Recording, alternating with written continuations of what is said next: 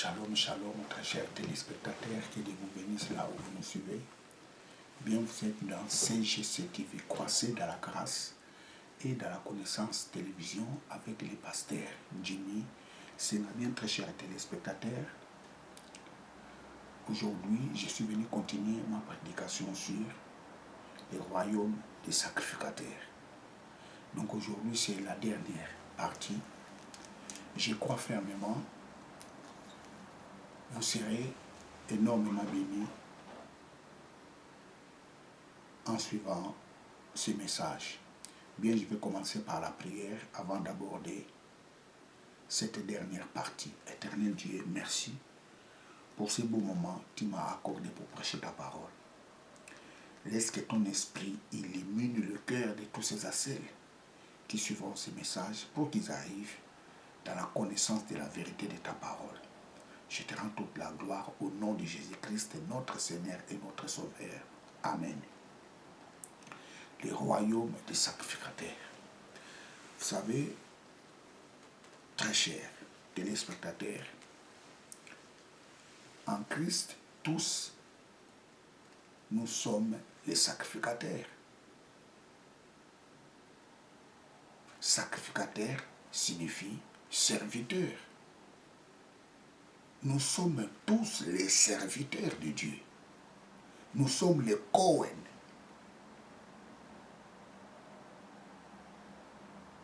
Dans l'ancienne alliance, tous n'étaient pas les serviteurs de Dieu. Il y avait seulement la tribu de Lévi qui exerçait le sacerdoce. Mais aujourd'hui, les choses ont changé.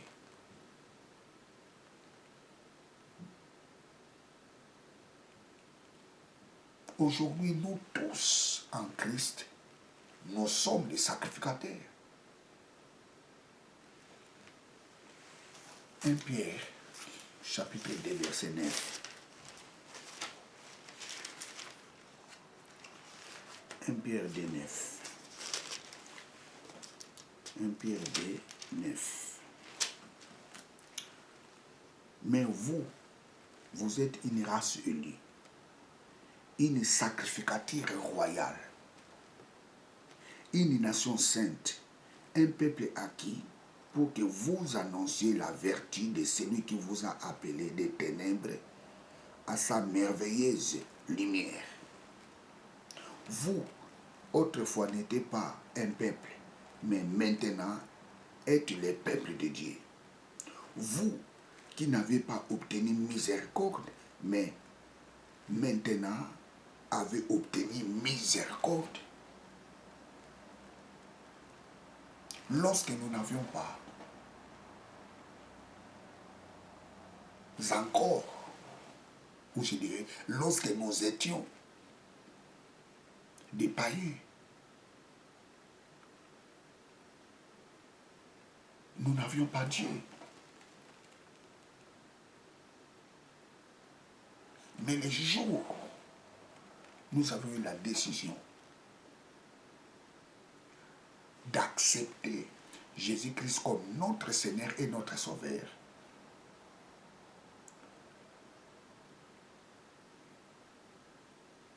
nous sommes devenus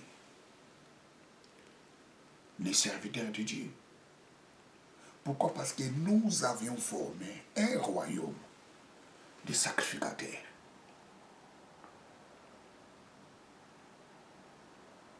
Tous les chrétiens sont des sacrificateurs, sans exception.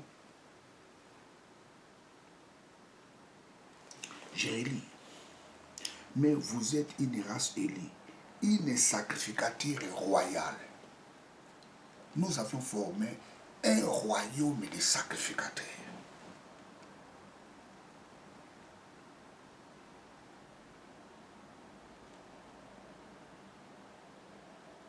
C'est très important. Or, les sacrificateurs, c'est lui qui offrait les sacrifices à Dieu. Parce que c'est lui qui avait reçu l'onction de faire ce travail. Il était interdit au peuple d'offrir les sacrifices. Parce que les peuples n'avaient pas eu l'autorisation d'offrir les sacrifices à Dieu.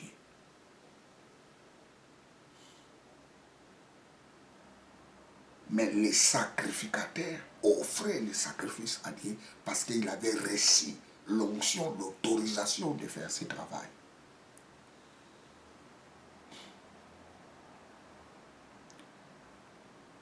En Christ, nous sommes les serviteurs de Dieu.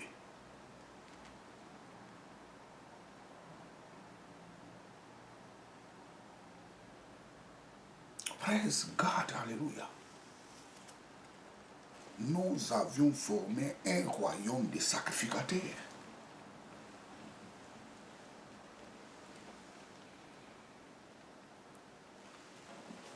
Dans l'ancienne alliance, le travail des sacrificateurs était de surveiller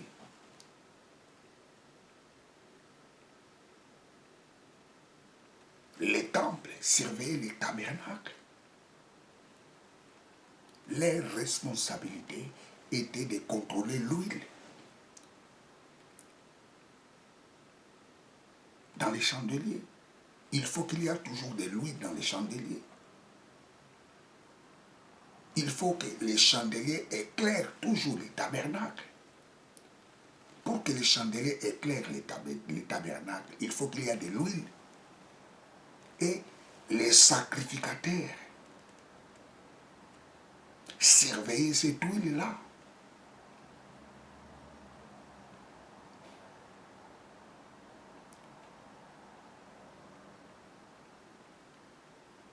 La responsabilité du tabernacle était entre les mains des sacrificateurs.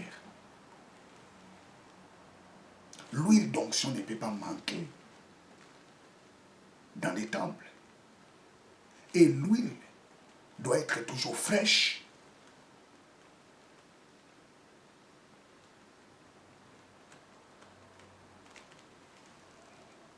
Et dans Colossiens, chapitre 2, verset 6, verset 16 à 17, la Bible nous dit, ces choses étaient l'ombre des choses à venir. L'Ancien Testament était l'ombre des choses à venir. C'est-à-dire tous les sacrifices qu'on offrait dans l'Ancienne Alliance et tous les fêtes que les enfants d'Israël célébraient dans l'Ancienne Alliance étaient l'ombre des choses à venir. Le mot ombre en grec c'est skia.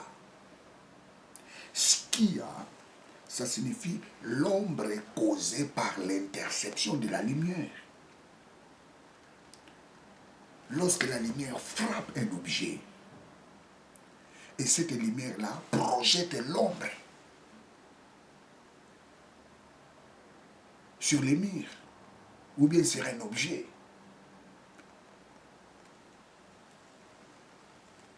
Skia.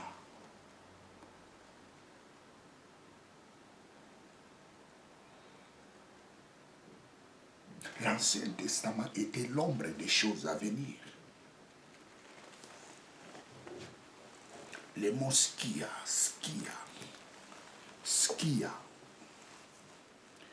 l'ombre causée par l'interception de la lumière, skia.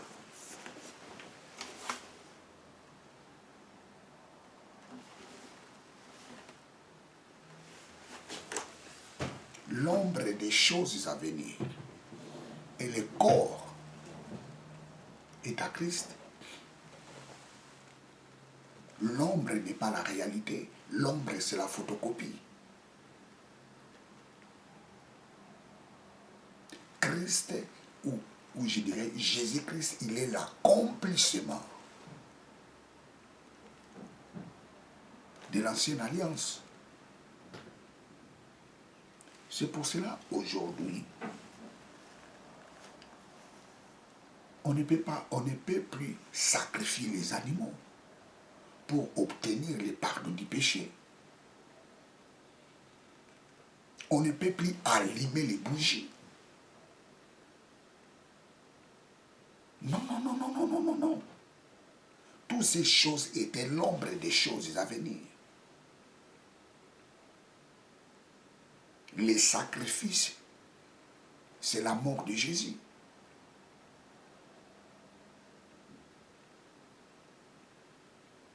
La lumière, c'est la connaissance de la parole de Dieu.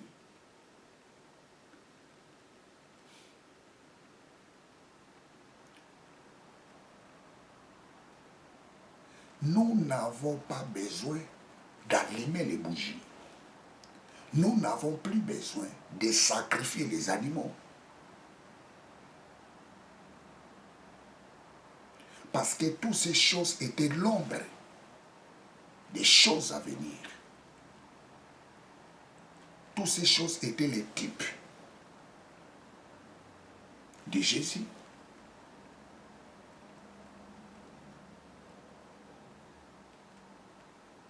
Praise God, hallelujah.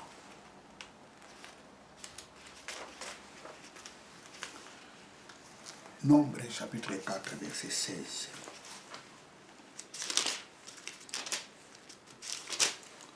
Nombre 4, 16. Éléazar et Éléazar, fils d'Aaron, le sacrificateur, aura la surveillance de l'huile du luminaire et de l'encens, des drogues odoriférantes et de l'offrande des gâteaux continuels et de l'huile de l'onction, la surveillance de tous les tabernacles et de tout ce qui est du lieu saint et de ses ustensiles. Les sacrificateurs s'occupaient de tout ce qui était dans les tabernacles. La Bible nous dit, toutes ces choses étaient l'ombre des choses à venir.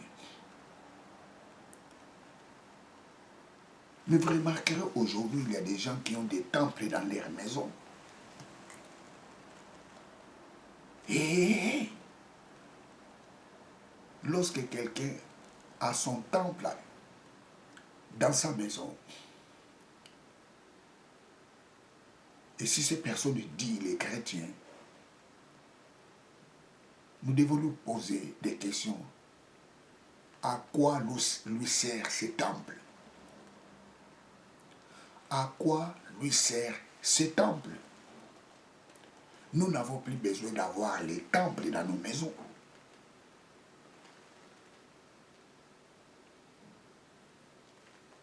Sinon, ça devient de l'occultisme.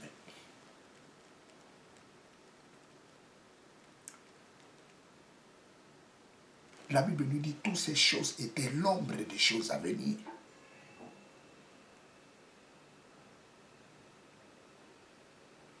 Les temples étaient la préfiguration de notre corps qui est devenu le temple du Saint-Esprit.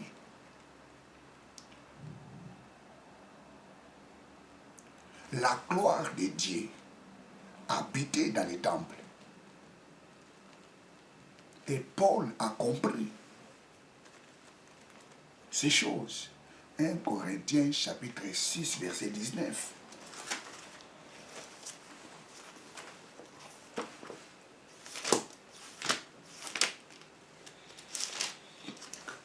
« 1 Corinthiens 6, 19.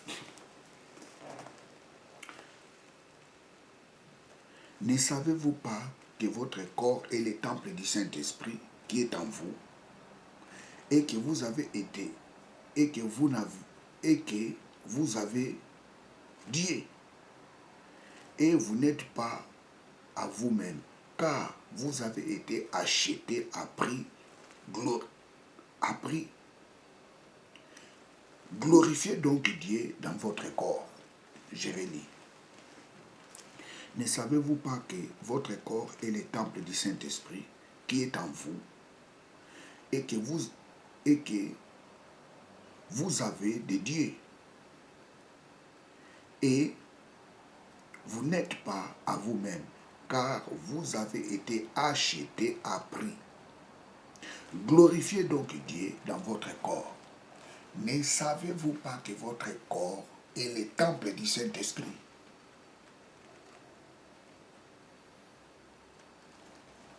Waouh! Notre corps est le tabernacle de Dieu.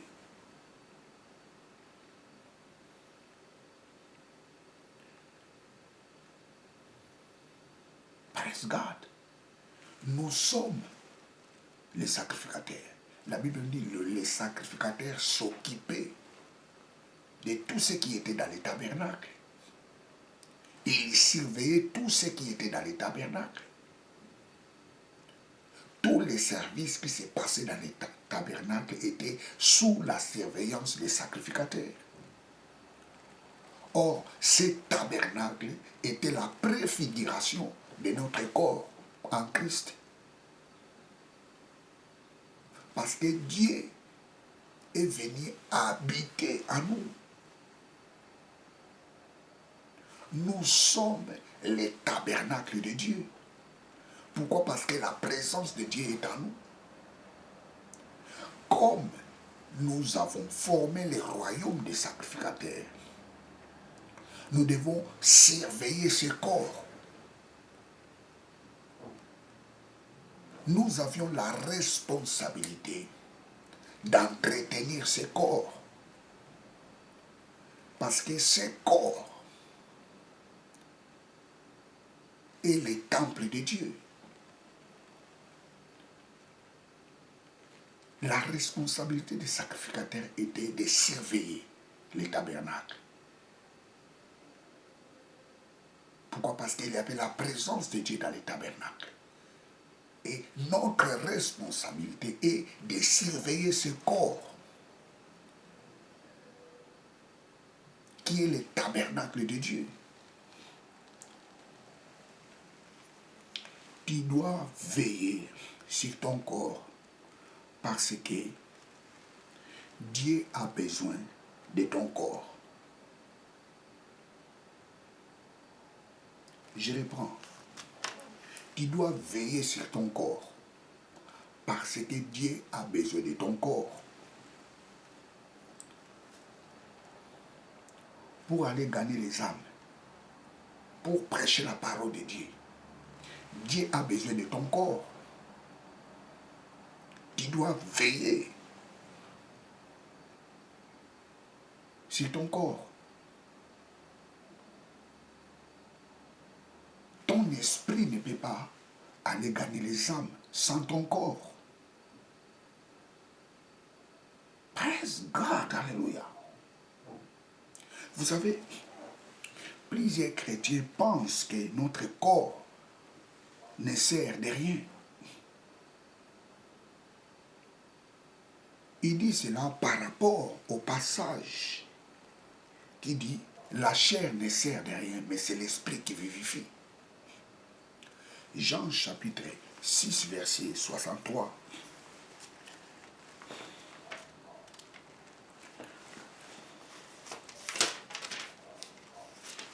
Jean 6, 63. La chair ne profite de rien. Les paroles que moi je vous dis sont esprit et sont vives. Je reprends. C'est l'esprit qui vivifie, la chair ne profite de rien.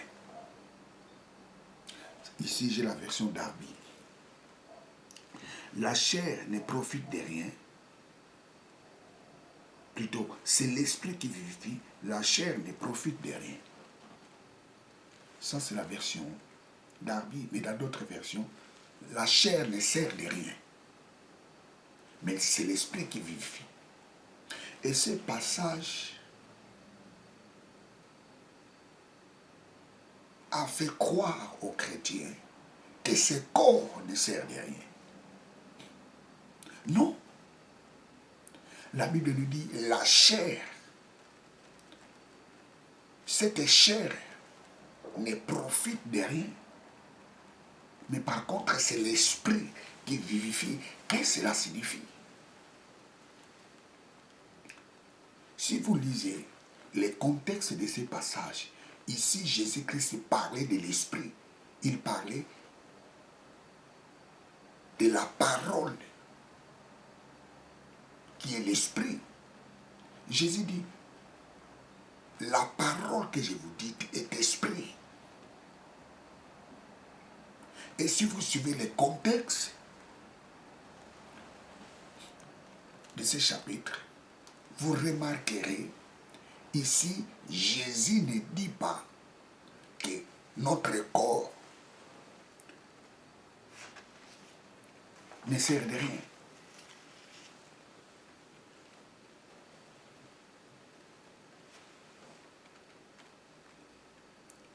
Ma parole est esprit. Ici, Jésus dit, hey, ma parole que je vous dis n'est pas charnelle. Ma parole est esprit.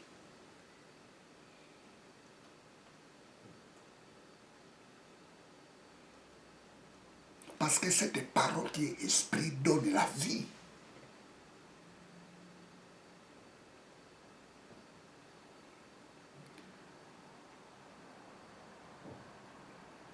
La parole charnelle, ça signifie, c'est la parole qui vient de la rationalité.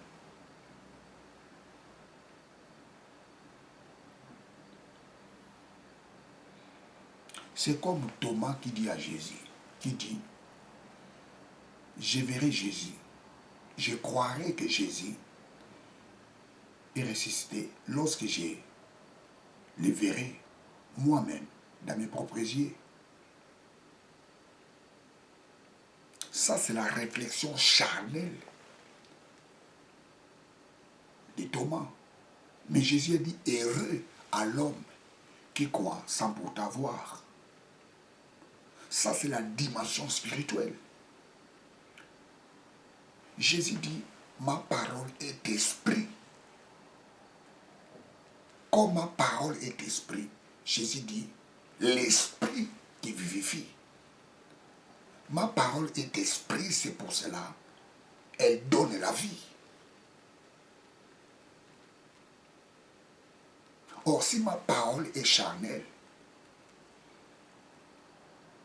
ça servira de rien.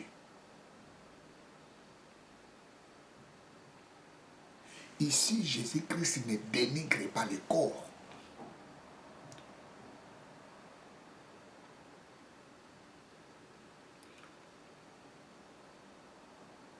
La chair ne sert de rien, mais c'est l'esprit qui vivifie.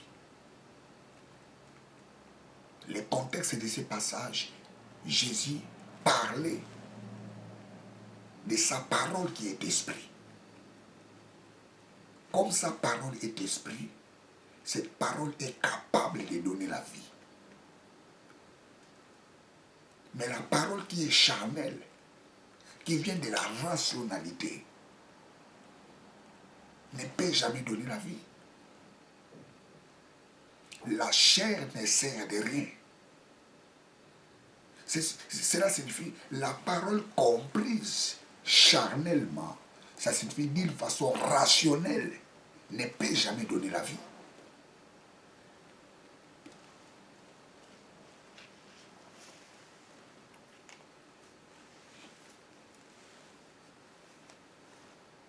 La parole de Dieu, lorsqu'on l'apprend dans la dimension spirituelle, elle donne la vie.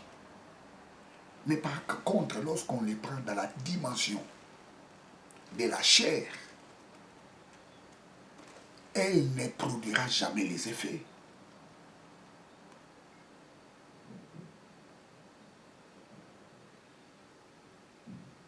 Je croirai lorsque je verrai. Ça, c'est la chair. Mais la parole de Dieu nous dit, la foi est une ferme assurance des choses qu'on espère, une démonstration des choses qu'on n'a pas encore vues. Je crois que j'ai reçu la chose. Mais je n'ai pas encore eu la chose. Je crois que j'ai la chose. Ça, c'est la dimension spirituelle. Mais la dimension charnelle, on ne peut pas croire à une chose qu'on n'a pas encore vue. Ça, c'est la dimension charnelle.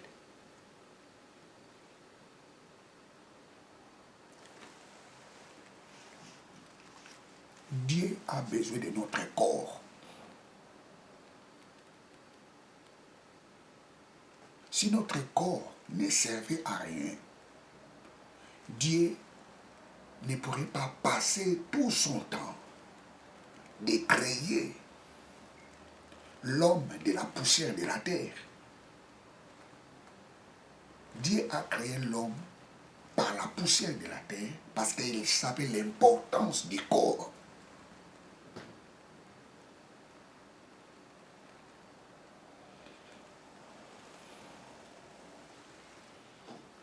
Nous sommes les sacrificateurs.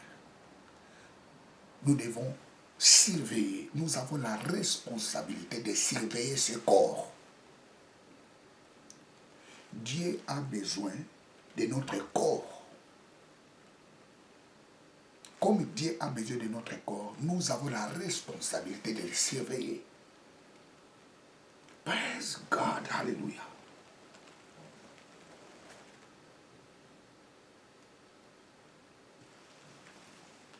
« 1 Corinthiens 6, 17 à 20.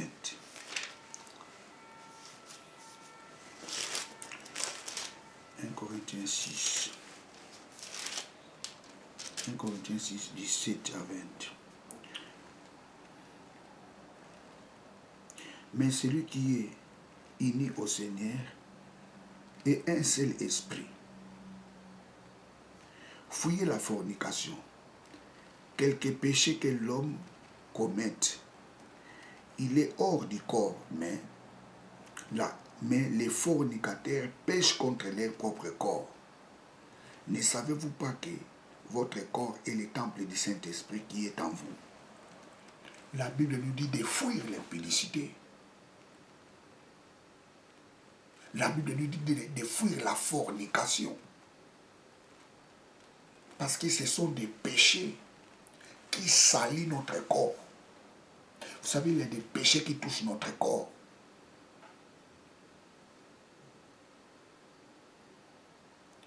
Quelqu'un qui vit dans la prostitution, il pêche contre son propre corps.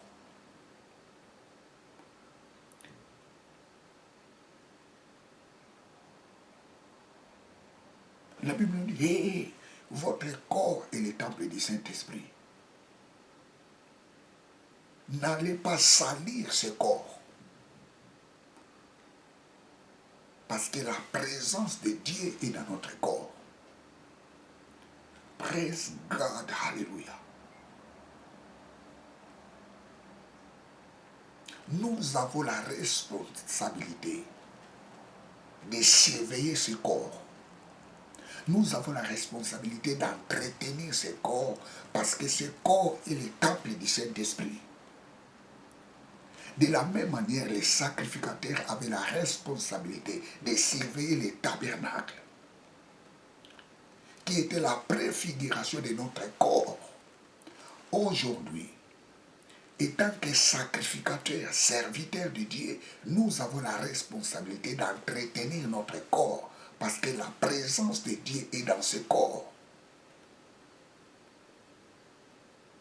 Praise God, alléluia. Fuyez l'impudicité, fuyez la fornication, parce que ce sont des péchés qui salissent notre corps.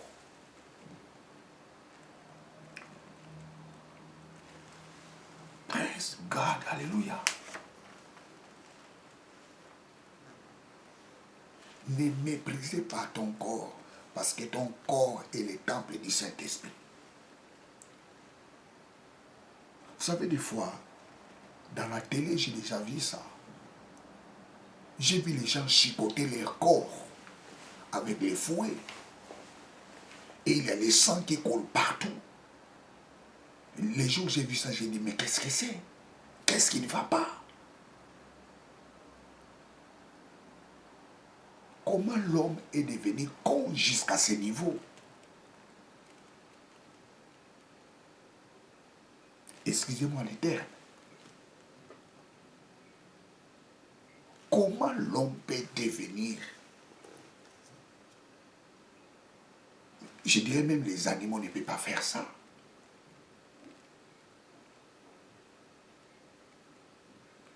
Tu dois entretenir ton corps parce que ton corps est le temple du Saint-Esprit.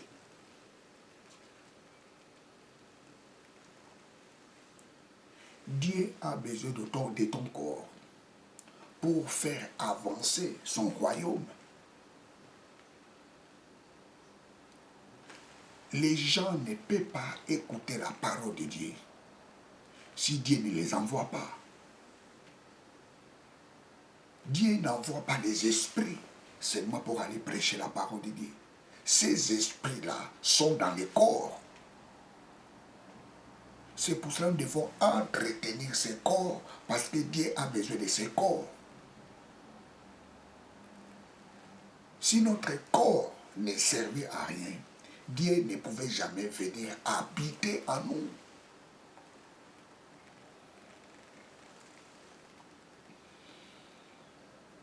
Vous savez, des fois, à l'église, il y a certains prédicateurs qui disent, avant de prêcher la parole de Dieu, oh Dieu,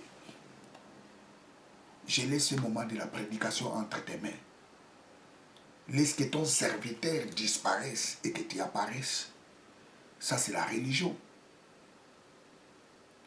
Si tu disparais, qui viendra prêcher la parole de Dieu? Laisse que ton serviteur disparaisse et que tu apparaisses et que tu enseignes ton peuple. Ce genre de prière n'est pas correct. Dieu a besoin de ton corps pour que tu enseignes la parole de Dieu.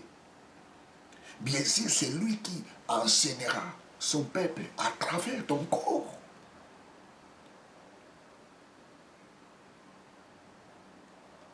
Nous avons la responsabilité d'entretenir ce corps parce que notre corps est le temple du Saint-Esprit.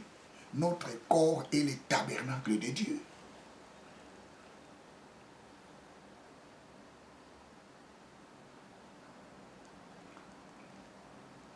Praise God, alléluia. Les sacrificateurs veillaient sur les tabernacles.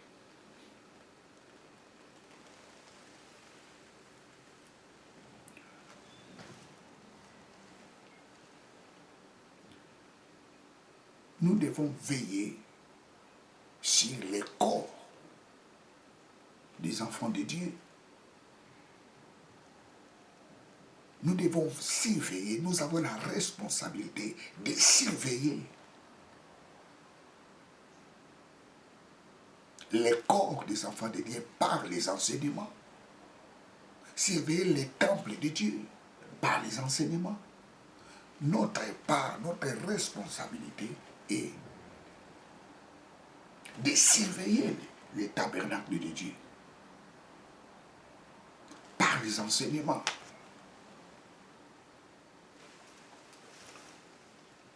Prenons 1 Corinthiens 3.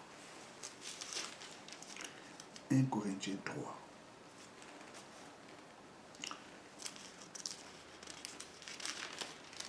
Un Corinthiens 3.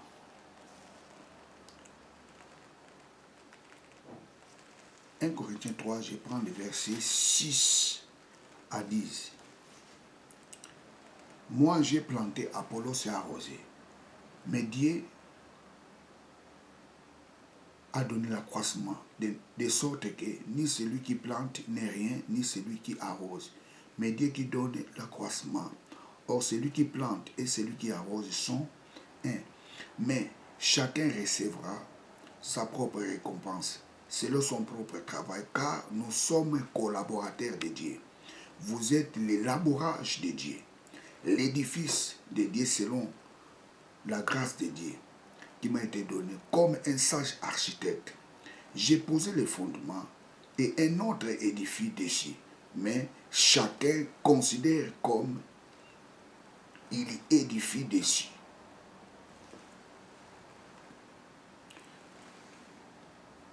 Prenons, lisons le verset 1. 1 Corinthiens 3, 1. Et moi, frère, je n'ai pas pu vous parler comme à des hommes spirituels, mais comme à des hommes charnels, comme à des petits enfants en Christ.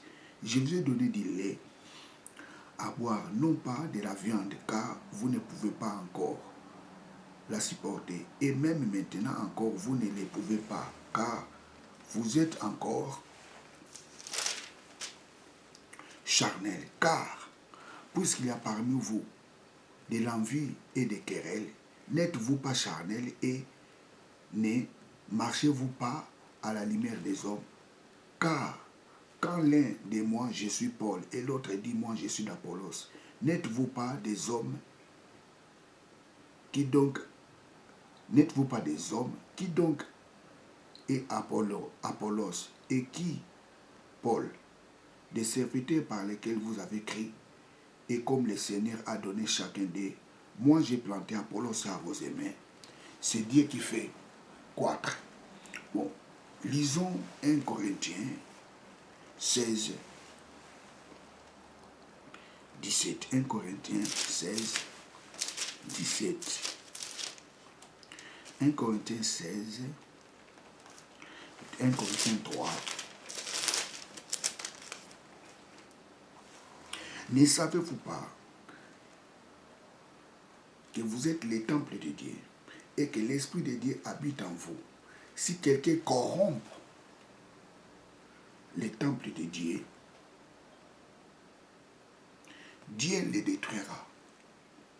Si quelqu'un corrompt le temple de Dieu, et Dieu le détruira.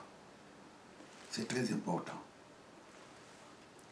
Les premiers passages que j'ai lus, 1 Corinthiens 3, versets 1 à 10, si vous lisez tous ces passages, l'apôtre Paul parle de l'enseignement. Et au verset 16 jusqu'au verset 17, l'apôtre Paul parle. Notre corps est le temple du Saint-Esprit. Qu'est-ce que cela signifie? L'apôtre Paul lit l'enseignement.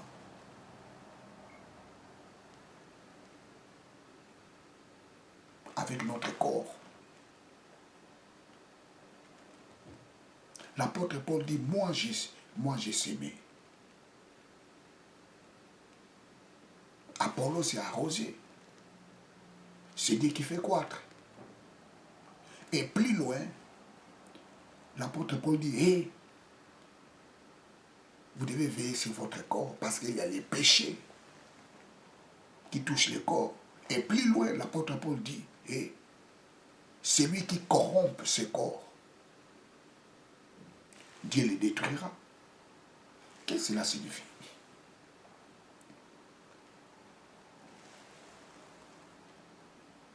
La seule façon qu'on peut détruire le corps qui est le temple de Dieu, c'est par les faux enseignements.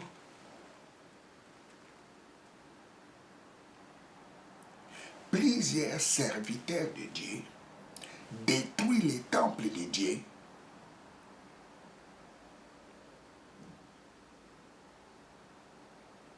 par des enseignements erronés.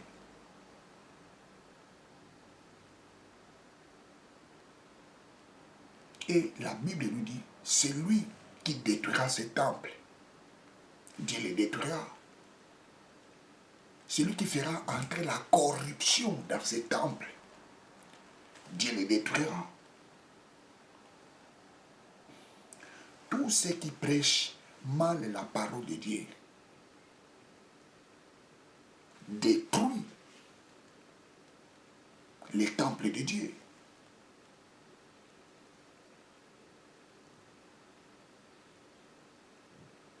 C'est pour cela que Paul enseigne à Timothée, il dit, tu dois veiller à ce que tu prêches. Tu dois veiller sur tes enseignements.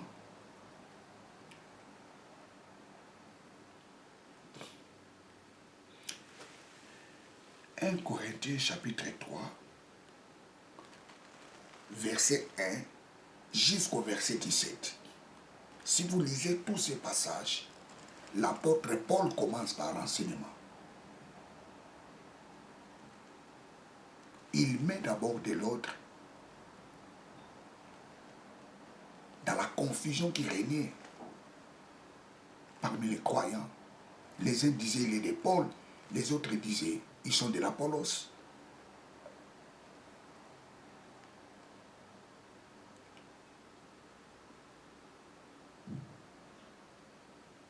L'apôtre Paul règle d'abord cette situation, règle d'abord ces problèmes. Et à la suite, l'apôtre Paul commence à parler sur l'enseignement.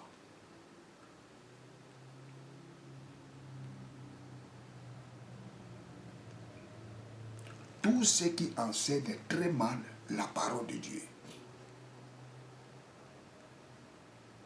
détruisent les temples de Dieu. Celui qui détruit les temples de Dieu, il sera aussi détruit par Dieu. C'est pour cela que nous devons veiller à tout ce que nous prêchons.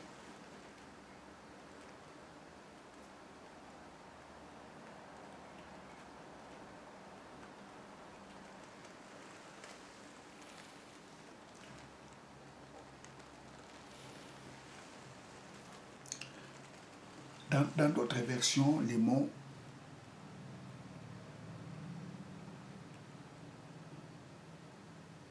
qui est traduit, c'est abuser. Celui qui abuse de ce temple, Dieu lui détruira. Bon, les mots abuser, par exemple, la version d'Arby l'a traduit comme ça. Celui qui abuse de ce temple. Non, Darby a traduit par corrompre. Celui qui va corrompre ces temples, Dieu lui détruira. Corrompre les temples de Dieu par les faux enseignements. Ça, c'est la meilleure traduction.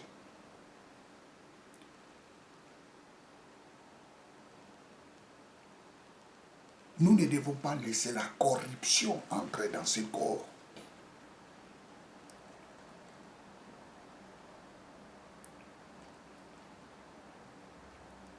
Lorsque nous prêchons des faux enseignements, ça signifie qu'on est en train de corrompre les temples de Dieu. Et celui qui corrompt les temples de Dieu, la conséquence, Dieu il sera détruit par Dieu.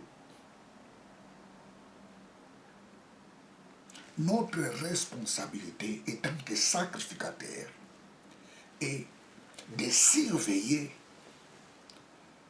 les tabernacles de Dieu. Or, les tabernacles de Dieu, c'est les enfants de Dieu.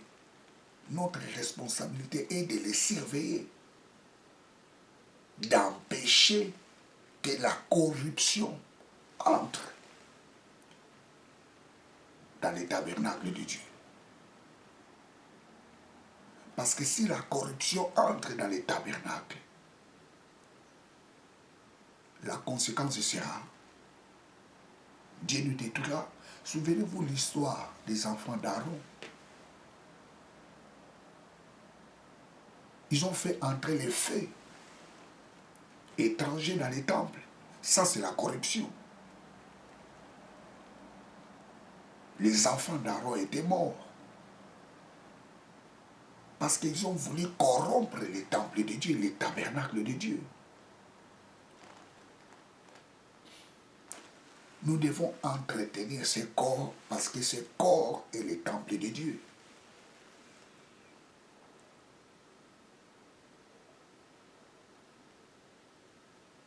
Celui qui va s'abuser de ce temple, il sera détruit par Dieu.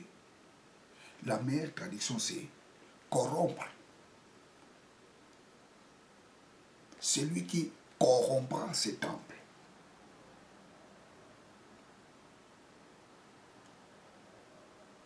sera détruit par Dieu.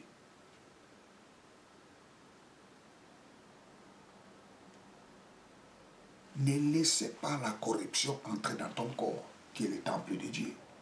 Ne laissez pas la corruption envahir ta vie. Parce que ton corps est le temple de Dieu.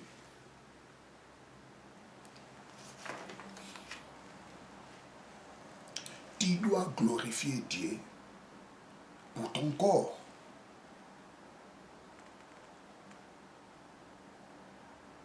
Dieu a besoin de ton corps et tu dois glorifier ton Dieu par le corps qu'il t'a donné.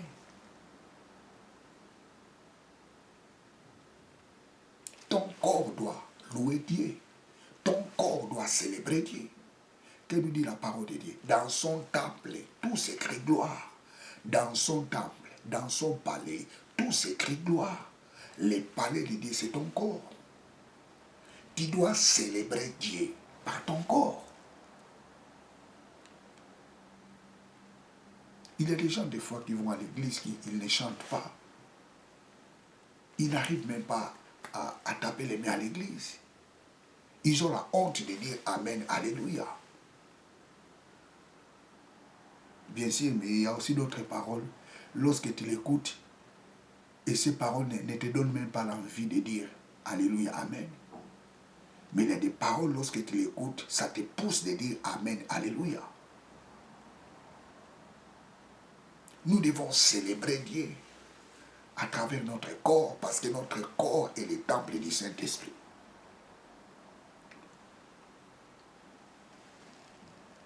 Proverbe chapitre 17, verset 22. Un cœur joyeux est un bon remède, mais un esprit abattu dessèche le corps. Un cœur joyeux est un bon remède. La joie est un médicament qui traite le corps. Praise God, alléluia. C'est pour ça que tu dois être toujours joie. Lorsque tu es toujours frustré, cette frustration peut créer les dysfonctionnements dans ton corps. Praise God, alléluia. Le cœur joyeux est un remède. Mais un esprit abattu donne la maladie dans le corps.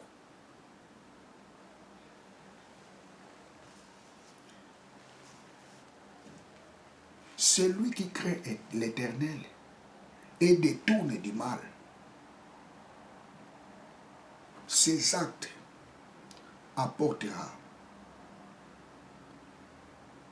la guérison dans ton corps.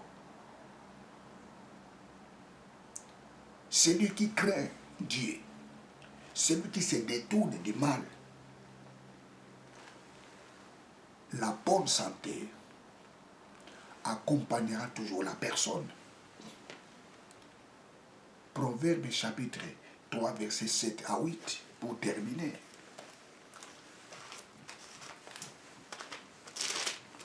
Proverbe 3.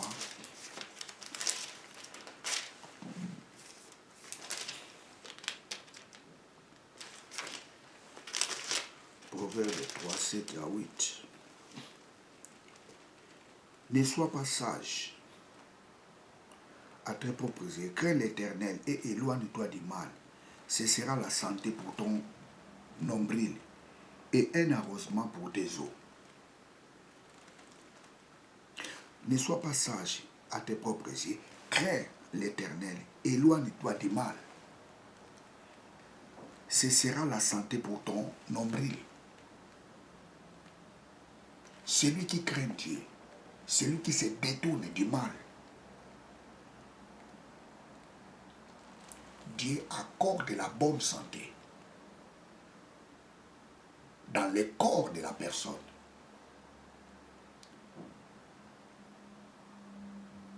Nous devons détourner du mal. Tu dois éloigner aux mauvaises choses. Celui qui se détourne du mal et qui craint Dieu, Dieu accorde toujours la bonne santé dans la vie de la personne. J'ai beaucoup aimé le mot qui est marqué ici. En hébreu, c'est Rapha. Dieu lui donne les Rapha. Rapha. Rapha signifie la guérison ou bien la santé. Dieu lui donne les Rapha.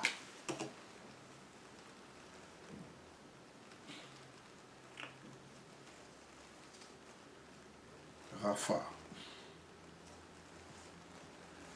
Qui signifie santé. Mais qui signifie guérison. Guérison. Rapha.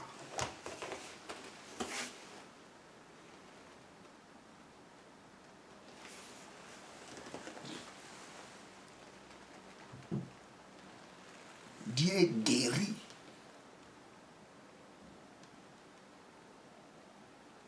tout ce qui lui craint et qui se détourne de la mauvaise voie. Tu dois entretenir ton corps parce que Dieu a besoin de ton corps. Un cœur joyeux est un remède pour ce corps. Celui qui craint l'Éternel et qui se détourne du mal, Dieu accorde la bonne santé dans la vie de la personne. Ton corps est très important devant Dieu parce que Dieu a besoin de ton corps. Pour prêcher la parole de Dieu, Dieu a besoin de ton corps. Pour aller évangéliser les gens, Dieu a besoin de ton corps. Ton corps est le temple du Saint-Esprit. Tu dois prendre soin de ce corps. Bien vous étiez avec le pasteur Jimmy Sengra. Que Dieu vous bénisse abondamment. Ciao.